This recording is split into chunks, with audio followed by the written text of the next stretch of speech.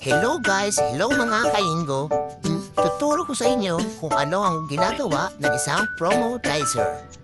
Ito yung araw-araw na dinadaanan ko tuwing papunta ako sa aking trabaho. Kailangan din natin mag-picture sa pang-araw-araw para makita nila kung gaano ka-fresh ka. Joke lang. Ito na po ang aking pinagtatrabahuan ng RRS Marketing Corporation. Isa po ako rito, promodizer.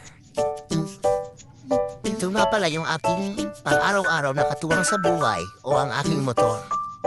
Kailangan din natin ilagay siya sa hindi siya mainitan kasi yan po ang ating pang-araw-araw na ginagamit sa pagtatrabaho. Kailangan mo din siya lagyan ng cover para iwas sa init at sa ulan.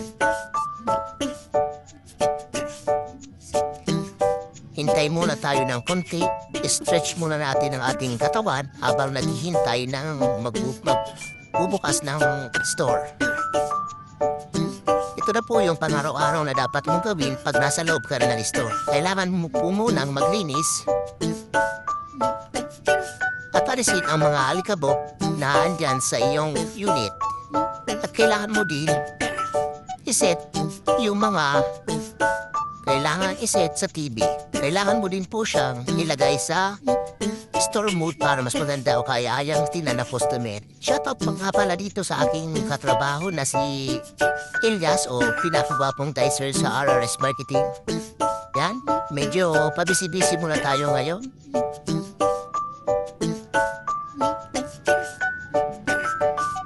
Konting kembot lang, ay matatapos na din tayo.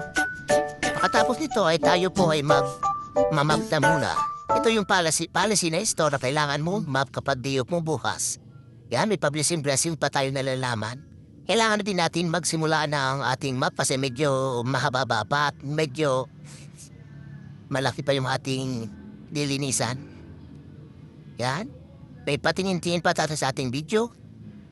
Konting kembot na lang at matatapos na rin. Yan. Konting tingin pa at baka matapos na rin.